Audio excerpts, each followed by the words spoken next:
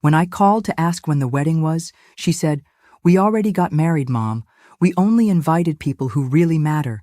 Just send the beach house keys and stop being so dramatic." I just smiled and hung up. 3 days later, I left a wedding gift at their door that made her husband scream nonstop. If you're watching this, subscribe and let me know where you're watching from. Let me tell you how we got here, because this story didn't start with that phone call. It started 2 years ago when my daughter Madison brought home Trevor for the first time.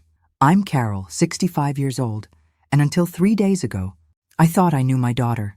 We used to talk every day. She'd call during her lunch break, and we'd chat about everything and nothing. Work gossip, the latest Netflix series, her dating disasters. When she met Trevor, I was genuinely happy for her. She deserved someone who appreciated her brilliant mind and kind heart. "Mom, he's different," she'd said that first night, practically glowing. "He really gets me." I'd prepared my famous lasagna, the one Madison had been requesting since she was 12. Trevor arrived in an expensive suit, carrying roses and compliments about my home. He was handsome in that polished way that usually made me suspicious. But Madison was so happy, I pushed my doubts aside. During dinner, he asked thoughtful questions about my nursing career and seemed genuinely interested in my stories. He complimented the lasagna, helped clear the table, and even offered to do dishes. Perfect gentleman behavior that should have been charming, but felt somehow rehearsed. "Your mother raised an amazing daughter," he told me as he hugged me goodbye. "You must be so proud." I was proud. Madison had a successful marketing career, owned her own condo, and had never needed to rely on anyone for anything. She was independent, strong-willed, and confident, everything I'd raised her to be. But that night, something nagged at me. Maybe it was the way he spoke about Madison, like she was a prize he'd won, or how he'd mentioned my beautiful beachfront property 3 times during dinner. I owned a small beach house in Cape Cod that had been in my family for 15 years, a place where Madison and I spent every summer together. "He's very interested in our traditions," I told my sister Janet the next day. "That's sweet, Carol. It means he wants to be part of the family." I wanted to believe that. I really did. But something about Trevor's perfect smile reminded me of my ex-husband Robert, Madison's father. Robert had that same charm, that same way of making you feel special until he decided you were no longer useful to him. Over the next few months, I watched Trevor slowly insert himself into every aspect of Madison's life. He had opinions about her friends, her job, even her relationship with me. The daily phone calls became weekly, then monthly, then barely at all. "Trevor thinks I should focus more on our relationship," Madison explained when I asked why she seemed distant. "He says successful couples prioritize each other." That should have been my first red flag, but I told myself I was being overprotective. Madison was 28, perfectly capable of making her own decisions. If she was happy, I should be happy for her. But then came the engagement party I wasn't invited to. I found out about Madison's engagement the same way strangers did, through Facebook. A photo of her left hand wearing a massive diamond ring, with the caption, "He asked. I said yes, can't wait to start our forever together." 53 likes and counting. Comments from friends and co-workers congratulating her. Not one of them asking where her mother was, because most of them had probably assumed I already knew. I stared at that photo for 10 minutes, my coffee growing cold as I tried to process what I was seeing. My daughter was engaged, and I'd learned about it from social media. I called her immediately. "Oh my God, Mom, I'm so sorry." Madison's voice was breathless, excited. "It just happened last night, and we were so caught up in the moment. Trevor surprised me at our favorite restaurant, and then we went back to his place and called his parents. And it got so late, and I was going to call you this morning, I swear." "Congratulations, sweetheart." I forced warmth into my voice. "Tell me everything." And she did. For 20 minutes, she gushed about the proposal, the ring, how romantic it all was, how Trevor's parents had immediately started planning an engagement party at their country club, how they were thinking of a spring wedding. "When's the engagement party?" I asked. There was a pause. "Next Saturday. It's going to be small, just immediate family and a few close friends." "Should I plan to drive down Friday night?" Another pause, longer this time. "Mom, about that. Trevor's family has very specific ideas about these events. His mother is quite traditional, and she's planned everything according to their customs." I felt something cold settle in my stomach. What does that mean, Madison? It means, well, it's really just for Trevor's side of the family. And a few of our couple friends. It's not that you're not important. It's just that they have this way of doing things, and Trevor thinks it's better if we respect that. Trevor thinks. Everything had become about what Trevor thinks. I see. I kept my voice carefully neutral. And what do you think? I think Trevor knows his family better than I do, and I want to start off on the right foot with them. You understand, right? We'll do something special, just the three of us soon. That was 6 months ago. We never did anything special, just the three of us. In fact, I'd only seen Trevor twice since then, and both times he'd been polite but distant, like I was Madison's elderly aunt he had to tolerate rather than her mother, who'd raised her alone after her father abandoned us when she was 8. The wedding planning happened around me, not with me. Madison would mention details in passing. They'd found a venue, booked a photographer, chosen flowers.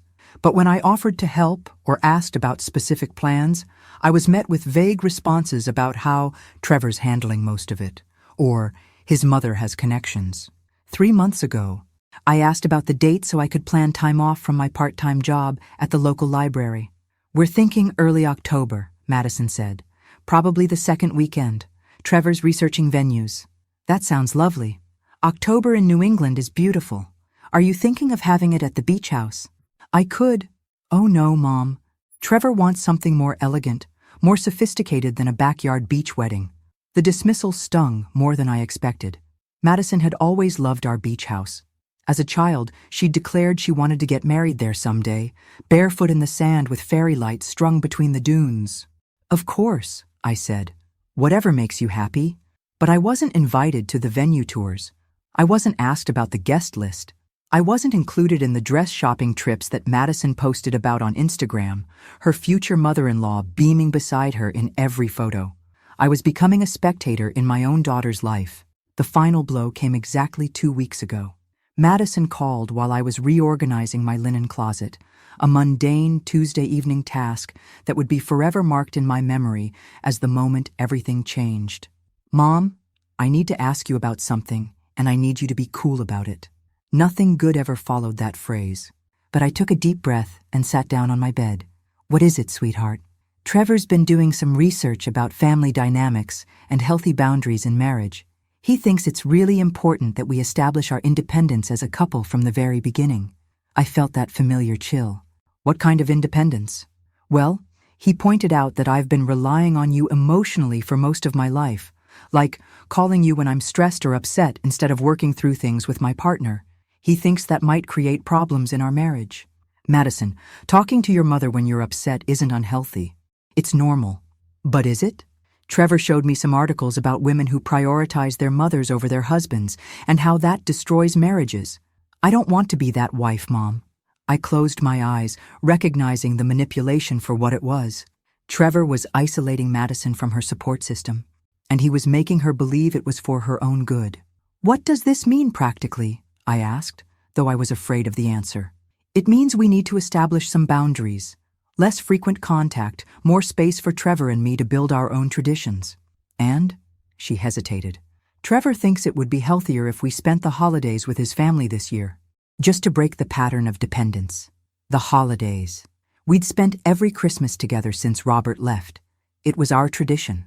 Our time. Madison would drive up from Boston on Christmas Eve, and we'd stay in our pajamas until noon, drinking hot chocolate and opening presents like she was still 12 years old. I see. My voice sounded strange, distant. Anything else? Actually, yes. Trevor thinks the beach house situation is complicated. What about the beach house? Well, you know I've always assumed I'd inherit it someday. But Trevor pointed out that puts a lot of pressure on our relationship. Like, he feels like he can never truly relax there because it's not really ours, it's yours. And if something happened between us and you, we'd lose our vacation spot. I gripped the phone tighter. Are you asking me to sign the house over to you? Not exactly. Trevor thinks it would be better if we just found our own place. Somewhere that's truly ours. He doesn't want to feel like he's constantly under scrutiny from you when we're supposed to be relaxing. Under scrutiny. From me, the woman who'd barely seen him in the past year. Madison, that house has been in our family for 15 years. It's where you learn to swim, where we've made thousands of memories together. I know, Mom, and I treasure those memories, but I'm starting a new family now, with Trevor, and he needs to feel like we have our own special places. Our own special places. Places that didn't include me. I ended that conversation with promises to think about everything and respect their need for space. But inside, I was already planning. Not revenge, not yet. But I was going to find out exactly who Trevor really was and what he wanted from my daughter. It took me exactly 1 week of careful internet searches and a few phone calls to Madison's college friends to piece together Trevor's pattern. Madison wasn't his first wealthy, naive girlfriend. There was Emma, whose family owned a successful restaurant chain. She'd also been isolated from her family before their wedding was called off when her father discovered Trevor's gambling debts. And before Emma, there was Sarah, whose trust fund Trevor had tried to access before her brothers intervened. Trevor Morrison wasn't just controlling. He was a predator who specialized in intelligent, successful women with family money. And Madison, with her successful career and expectation of inheriting valuable beachfront property, was his latest mark. That's when I started planning my wedding gift. The phone call that changed everything came 3 days ago, on a Wednesday morning while I was deadheading my roses. Madison's name appeared on my phone screen, and for a split second, I felt that old surge of joy before remembering how things stood between us now. "Hi, Mom." Her voice was different, flat, mechanical. "Hello, sweetheart. How are you? I'm calling to let you know that Trevor and I got married yesterday. It was a small ceremony, just immediate family and our closest friends." I stopped breathing. "Yesterday? But I thought you were having a wedding in October." "We decided to do something more intimate. Trevor felt like a big wedding was too much pressure, too commercial. We found a beautiful venue in Martha's Vineyard and kept it simple. Simple. And secret, apparently." "Congratulations," I managed. "I'm sure it was beautiful." "It was. Perfect, really. Trevor's parents were there, and his sister flew in from California. My friend Jessica was my maid of honor, and Trevor's best friend Tom was his best man. The photographer got some amazing shots. She was listing off details like she was reading from a catalog, not describing the happiest day of her life. But what struck me most was what she wasn't saying. "That sounds lovely, Madison. I'm happy for you." "Thanks. Oh, and Mom? Trevor and I were wondering if you could send us the keys to the beach house. We're thinking of spending our honeymoon there since we didn't have time to plan a proper trip." There it was, the real reason for the call. Not to share her joy with her mother, not to include me in this major life milestone, but to ask for the keys to property they'd already decided should be theirs. "The keys to the beach house," I repeated slowly. "Right. Trevor's really excited to see it. I've told him so much about it over the years. He's particularly interested in the renovations you've done and the property value appreciation." Property value appreciation. How romantic. "Madison, when you say you got married yesterday, do you mean you had a ceremony? Or do you mean you're legally married?" "Both. We got the license last week and had the ceremony yesterday." "Why?" "Just clarifying. And you didn't think to invite your mother to your wedding?" There was a pause. "Mom, please don't make this dramatic. It was Trevor's decision to keep it small, and honestly, after everything we talked about regarding boundaries, I thought you'd understand." "I understand perfectly." And I did. I understood that my daughter had married a man who had convinced her that excluding her own mother from her wedding was healthy. I understood that Trevor had succeeded in his plan to isolate Madison from the one person who might have protected her from him. "So you'll send the keys? We're hoping to drive up this Friday." "Of course. Sweetheart, I'll make sure you get them." After I hung up, I sat in my garden for a long time, staring at my roses and thinking about patterns. Trevor followed patterns.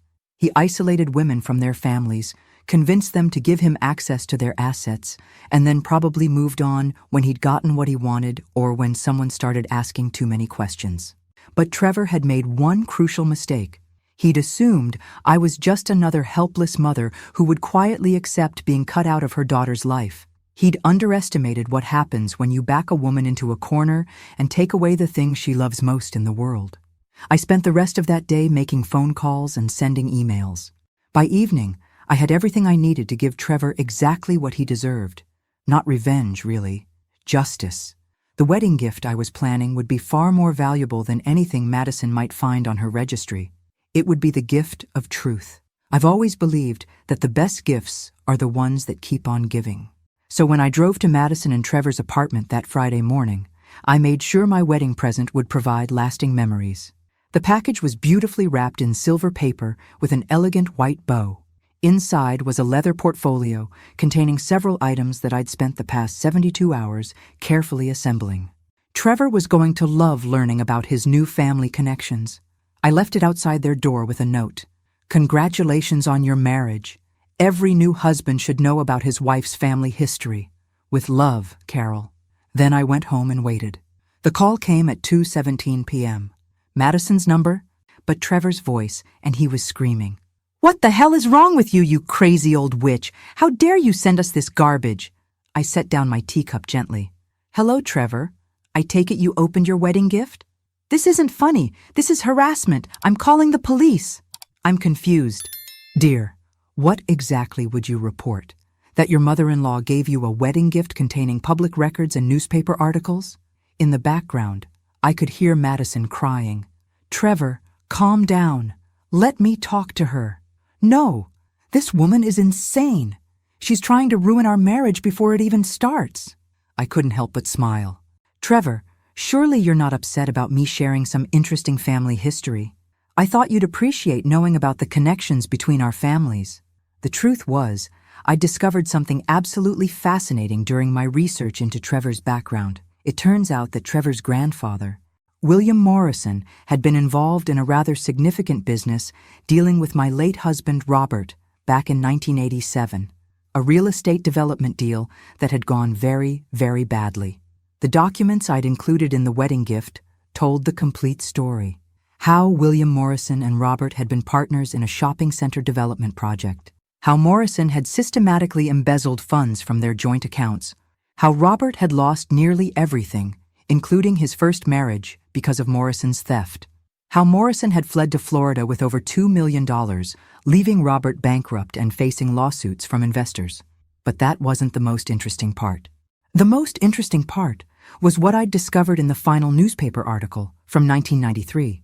William Morrison had died in a car accident, but not before confessing on his deathbed to his grandson Trevor about the money he'd stolen and hidden in various accounts. Money that Trevor had been quietly accessing for years. Money that had funded his lifestyle, his expensive clothes, his ability to woo women like Madison without holding down a real job. Money that legally belonged to Robert's estate, which, since Robert had died 3 years ago, now belonged to his only heir, Madison. "Trevor," I said calmly into the phone. "I also included some contact information for the law firm that handled Robert's estate. They're very interested in speaking with you about those offshore accounts your grandfather mentioned in his confession. Apparently, there's quite a bit of money that rightfully belongs to Madison." The screaming stopped abruptly. "You're lying," he said, but his voice had changed. The rage was gone, replaced by something that sounded distinctly like panic. "I never lie, dear. I'm a retired nurse. We're trained to be very precise about facts. But don't take my word for it. I'm sure your grandfather's lawyer in Miami will remember you. Mr. Rodriguez has been very helpful in tracking down the paper trail." I heard Madison in the background asking what was happening, what money I was talking about. "Oh, and Trevor? The beach house keys are in the portfolio too. Consider it my wedding gift to both of you. I'm sure you'll find it very relaxing to discuss your family's financial history while enjoying the ocean views." Then I hung up and poured myself another cup of tea. The next few hours were going to be very interesting indeed. Madison called me at 6:30 that evening. Her voice was hoarse from crying, and I could hear Trevor shouting in the background. "Mom, what did you do?" I was sitting on my porch, watching the sunset and feeling more peaceful than I had in months. "I gave you both a wedding gift, sweetheart.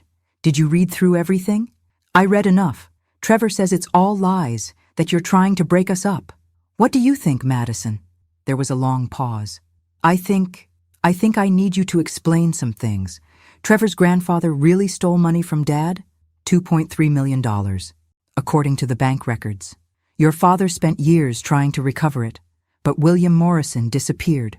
The stress of it contributed to your father leaving us when you were 8. He couldn't handle the financial ruin Or the legal battles. Another pause. And Trevor knew about this money? I could hear Trevor's voice getting closer to the phone, his words muffled but clearly furious. The deathbed confession suggests he did, yes. The private investigator I hired found records of Trevor accessing several of those accounts over the past 5 years. He's been living off money that legally belonged to your father's estate. That's impossible. Trevor has a consulting business. He told me he specializes in investment strategies for high net worth individuals. My heart broke a little for her. Madison, when's the last time you saw Trevor actually work? When's the last time he had a client meeting, or took a business call, or showed you a contract? Silence. In the background, I could hear Trevor demanding that Madison hang up the phone. The law firm wants to meet with you, sweetheart. As Robert's heir, you have a legal claim to that money plus interest. They estimate it's worth nearly $4 million now. $4 million. Madison's voice was barely a whisper. Trevor married you 3 days after I hired the private investigator. The timing seems rather coincidental, don't you think? Now I could hear Trevor clearly. He was telling Madison that I was lying, that I was jealous of their happiness, that I was trying to destroy their marriage because I couldn't stand to see her happy. Madison, I said gently, ask yourself this. If none of this is true, why is Trevor so upset? If his grandfather was innocent, wouldn't he want to clear his family's name? Wouldn't he be curious about getting justice for what happened to your father? The line went quiet except for the sound of Madison breathing. There's something else, I continued. The private investigator also found records of 2 previous engagements, Emma Chen in 2019 and Sarah Walsh in 2021. Both engagements ended when their families discovered Trevor's financial deception. Both women had family money. Both were isolated from their support systems before the truth came out. Stop, Madison whispered. I have their contact information if you'd like to speak with them. I said stop. The line went dead. I set the phone down and looked out at the darkening sky. Tomorrow, Madison would have to decide what to believe. Tomorrow, she would have to choose between the man who had isolated her from everyone who loved her and the truth that could set her free. But tonight, for the first time in 2 years, Trevor Morrison was going to sleep, knowing that his carefully constructed house of lies was crumbling around him, and I was going to sleep better than I had in months, knowing that my daughter finally had all the information she needed to make the right choice. The gift that keeps on giving, indeed. Madison didn't call back that night or the next day, but on Sunday morning I found her sitting on my front porch steps, still wearing the same clothes from Friday. Her eyes were red and swollen, her hair unwashed, and she looked like she hadn't slept in days. Tell me everything, she said without even saying hello. I made coffee and we sat at my kitchen table, the same table where she'd done homework as a child, where we'd planned her college applications, where we'd shared 1,000 conversations about everything and nothing. Now we were going to talk about how the man she'd married was a fraud. Trevor left yesterday, she said, staring into her coffee cup. Packed 2 suitcases and said he needed time to think. He told me you were poisoning our marriage with lies, and that if I believed you over him, then maybe we weren't meant to be together. Classic manipulation. Give the victim an ultimatum that makes them feel responsible for the relationship's failure. Where did he go? I don't know. He turned off his phone. But Mom, she looked up at me with tears in her eyes. I found something. Madison pulled out a manila folder from her purse. After Trevor left, I went through his things, his laptop, his desk, everything. I found these. She spread out printed emails across my kitchen table. They were correspondence between Trevor and someone named Marcus Webb, discussing the Morrison inheritance and maintaining access to offshore accounts. The dates went back 2 years, long before Trevor had even met Madison.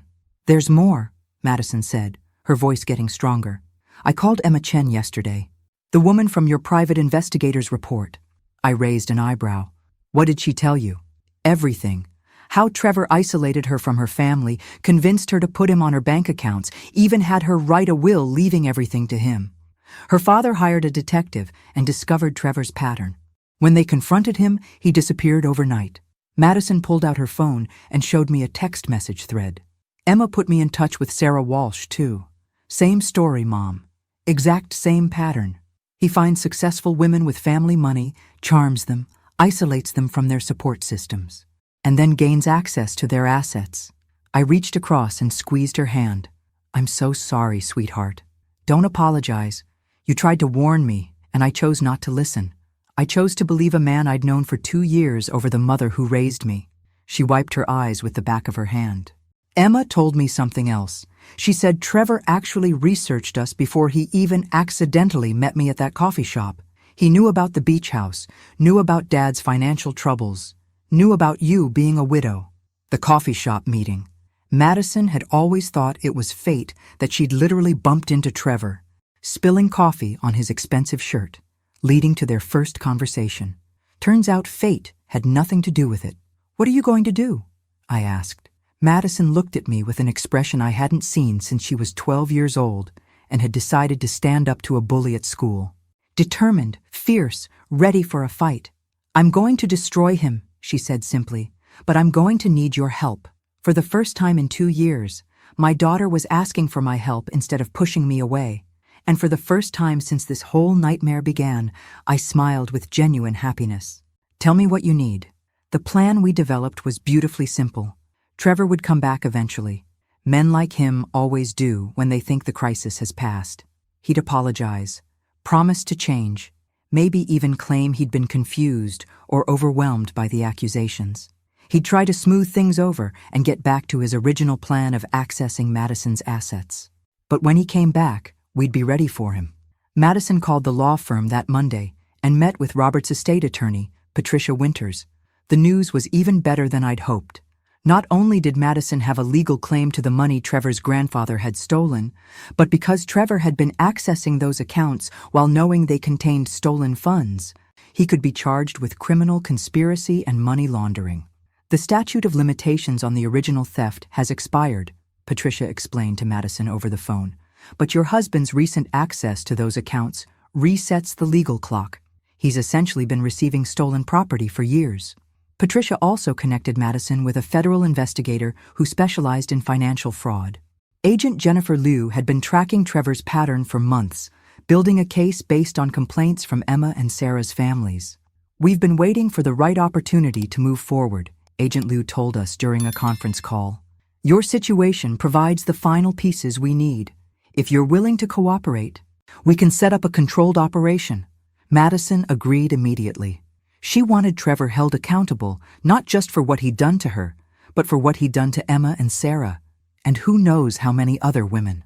Wednesday afternoon, Trevor texted Madison. Can we talk? I miss you. I'm ready to come home. Madison showed me the message. Should I respond? Tell him you miss him too, and that you're sorry for doubting him. Tell him you realize I was just jealous and trying to cause trouble. She typed the message, her jaw clenched with anger, but her words perfectly crafted to appeal to Trevor's ego. He responded within minutes, saying he'd be home by Friday evening and that they could start fresh. Agent Liu briefed us Thursday morning. The apartment will be monitored. Madison, you'll be wearing a wire, and we'll have agents positioned nearby. All you need to do is get him to admit he knew about the stolen money and that he married you to gain access to your inheritance. What if he doesn't confess? Madison asked. Then we proceed with the financial evidence we already have, but a recorded confession would strengthen the case significantly and help us pursue charges related to his other victims. Friday evening came faster than I expected. I sat in my living room, supposedly reading a book, but actually staring at my phone, waiting for updates. Agent Liu had given me a number to call if Madison needed help, though they assured me the apartment was completely secure. At 7:43 p.m., my phone buzzed with a text from Madison. He's here. At 8:15 p.m., he brought flowers and wine, playing the perfect apologetic husband. At 8:52 p.m., he's talking about planning a real honeymoon, asking about accessing my savings account for deposits. At 9:31 p.m., got him to admit he knew about the offshore accounts. FBI moving in now. I set down my phone and poured myself a glass of wine. Trevor Morrison's predatory career was officially over. But somehow, I suspected the most satisfying part was still to come. The local news picked up the story by Monday morning. Local man arrested in multi-state financial fraud scheme was the headline in the Portland Press-Herald. They didn't mention Madison by name, referring to her only as the most recent victim. But Trevor's mugshot was prominently displayed. He looked exactly like what he was, a common criminal whose charm had finally run out. Madison came over for lunch that day, bringing Chinese takeout and looking lighter than she had in months. Agent Liu called this morning, she said, unpacking containers of lo mein and sweet and sour chicken. Trevor's been formally charged with conspiracy, money laundering, and fraud across multiple states. His bail was set at $500,000. I nearly choked on my tea. $500,000? Apparently he's considered a flight risk since he has access to offshore accounts and a history of disappearing when confronted. His parents can't afford the bail, and his accounts have been frozen pending investigation. We ate our lunch in comfortable silence for a few minutes before Madison spoke again. Mom, I need to ask you something, and I need you to be honest. I set down my chopsticks. What is it? How long did you know? How long did... About Trevor's pattern? About what he was really after? I considered lying or softening the truth, but Madison deserved honesty. I suspected something was wrong from the beginning, but I didn't have proof until about 3 months ago. That's when I hired the private investigator. 3 months ago? Madison nodded slowly. Right around the time I told you about the boundaries conversation. Yes, and you didn't try to warn me directly because you knew I wouldn't believe you. I met her eyes. Would you have? She shook her head. No, I would have thought you were jealous or trying to interfere. Trevor had me so convinced that you were the problem. She paused, playing with her noodles. How did you know to look into his grandfather's background? I recognized the name Morrison from your father's old papers. When I realized the connection, I knew there had to be more to the story. Madison was quiet for a long time. When she finally spoke, her voice was small and sad. I was so mean to you, Mom. I said terrible things. I excluded you from my own wedding because he convinced me it was healthy. Madison, no, let me finish. I chose a man I'd known for 2 years over the mother who sacrificed everything to raise me alone. I believed his version of what family should look like instead of trusting my own experience. I'm so ashamed. I reached across the table and took her hand. You were manipulated by an expert predator. That's not your fault. But I should have seen through him. I'm smart, educated, successful. How did I fall for it? Because he targeted those exact qualities. He found a strong, independent woman and convinced her that her strength was actually weakness. That's what predators do, sweetheart. They don't target weak people. They target people who have something they want. Madison squeezed my hand. How do I make this right between us? You already have. You're here. You're safe. And you're free. That's all I ever wanted. We finished our lunch and spent the afternoon looking through old photo albums. Madison pointing out pictures from beach house summers and asking me to tell her stories she'd forgotten. It felt like we were rebuilding something that had been broken, brick by brick. That evening, as Madison was getting ready to leave, she paused at the door. Mom, there's going to be a civil trial. Agent Liu says the families of Trevor's other victims are filing a class action lawsuit to recover their losses. They want me to be part of it. Are you going to join them? Madison smiled, and for the first time in 2 years, it was the fierce, determined smile I remembered from her childhood. Oh, absolutely. I'm going to make sure Trevor Morrison never has the opportunity to hurt another woman again. That's my girl, I thought. Welcome back. The trial began 6 weeks later, and it was everything I could have hoped for. Patricia Winters had been right about the money. Madison was entitled to nearly $4 million in recovered assets, plus interest and damages. But more importantly, the prosecution had built an airtight case against Trevor that exposed his entire operation. Emma Chen flew in from Seattle to testify, looking confident and professional in a navy blue suit. Sarah Walsh drove up from New York, clearly nervous but determined to see justice done. Together with Madison, they painted a picture of a systematic predator who had refined his technique over years of practice. I sat in the gallery every day, watching my daughter tell her story with dignity and strength. She testified about the isolation, the manipulation, the way Trevor had convinced her to doubt her own instincts and cut ties with her family. She spoke calmly and clearly, never breaking down, never letting emotion overwhelm her facts. Trevor's defense attorney tried to portray him as a misguided young man who had made poor choices but wasn't a criminal mastermind. That strategy fell apart when Agent Liu presented evidence of Trevor's detailed research into each of his victims. including surveillance photos of Madison taken weeks before their accidental meeting. But the most devastating testimony came from an unexpected source. On the third day of the trial, the prosecution called Marcus Webb, the man who had been corresponding with Trevor about the offshore accounts. Webb had been arrested as an accomplice and had agreed to testify in exchange for a reduced sentence. Mr. Morrison contacted me in 2018, Webb testified, asking for help accessing accounts his grandfather had established before his death. When I explained the legal complexities, he told me he was working on a long-term plan to legitimize his access to the funds. What did he mean by long-term plan? The prosecutor asked. He said he was going to marry someone with a legal claim to the money. He showed me newspaper articles about Robert Thompson's financial losses and explained that Thompson's heir would be the rightful owner of the stolen funds. He said once he gained access to that person's finances through marriage, he could claim the offshore money as community property. Madison turned pale at this testimony. The prosecutor continued questioning Webb. Did Mr. Morrison discuss specific targets for this plan? Yes.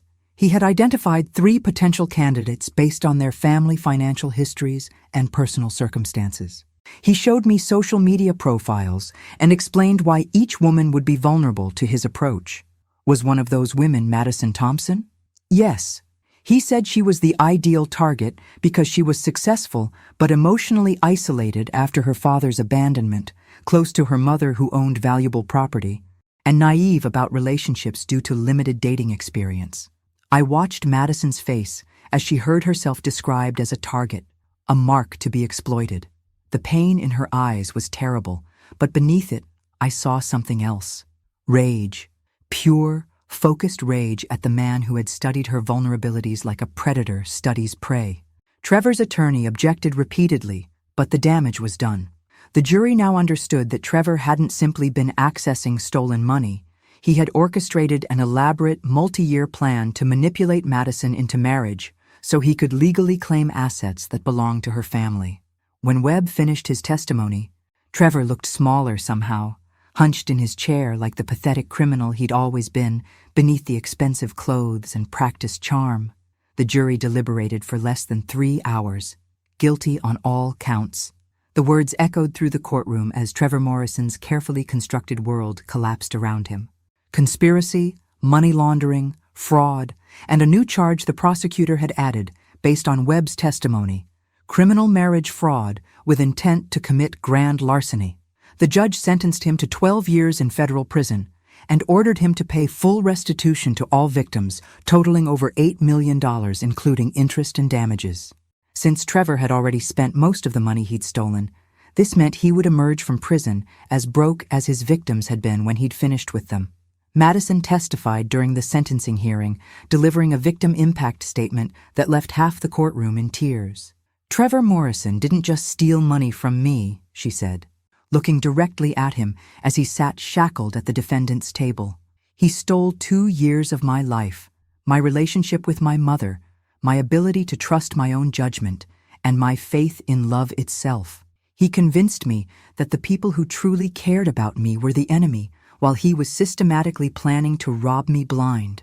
She paused, gathering herself, then continued with steel in her voice. But here's what Trevor didn't understand about the women he targeted. We're not weak. We're not victims waiting to happen. We're strong, intelligent women who were temporarily deceived by an expert liar. And when we discovered the truth, we didn't just walk away, we fought back. Together. Trevor kept his eyes down during Madison's statement, but I saw his shoulders shake when she said, "I hope you spend every day of your sentence thinking about the lives you destroyed and the women who were strong enough to rebuild them." After the sentencing, we gathered outside the courthouse. Madison, Emma, Sarah, Agent Lou, and me. The media wanted interviews, but we politely declined. This wasn't about publicity or revenge. It was about justice. Emma hugged Madison goodbye. "Thank you for being brave enough to wear that wire. Without your recording, we might never have gotten a conviction." Sarah squeezed my hand. "Thank you for not giving up on your daughter. If you hadn't investigated Trevor's background, he'd still be out there finding new victims." Agent Lou gave us all her card. "You've helped us shut down a predator who might have hurt dozens more women." The FBI appreciates your cooperation, but more importantly, you should be proud of your courage. As the crowd dispersed, Madison and I walked to our cars in comfortable silence. Finally, she turned to me. Mom, I have something to ask you. What's it worth, sweetheart? She smiled, that beautiful smile I'd missed for 2 years. Would you help me plan a real wedding? Someday, when I find someone who actually deserves me, someone who loves you too, because anyone who can't appreciate my mother isn't worthy of me? I felt tears sting my eyes. I would be honored. And Mom? The beach house. I know Trevor made me say those awful things about it not being sophisticated enough. The truth is, I've always dreamed of getting married there, barefoot in the sand, with fairy lights strung between the dunes, just like I used to plan when I was little. It would be perfect, I said, hugging her tight. As we drove away from the courthouse, I thought about the woman I'd raised. Madison had been temporarily lost, deceived by a master manipulator who had targeted her kindness and turned it against her. But in the end, the strength I'd seen in her as a child had resurged. She'd found her way back to herself and back to me. Trevor Morrison had made one fatal error in his calculations. He'd assumed that isolating Madison from her family would make her vulnerable and dependent. Instead, it had only made our eventual reunion stronger and our combined fury more devastating than he could have imagined. The predator had become the prey, and justice had been served by the very women he'd tried to destroy. Some wedding gifts really do keep on giving, and the gift of truth, once unwrapped, can never be taken back. Thanks for listening. Don't forget to subscribe and feel free to share your story in the comments. Your voice matters.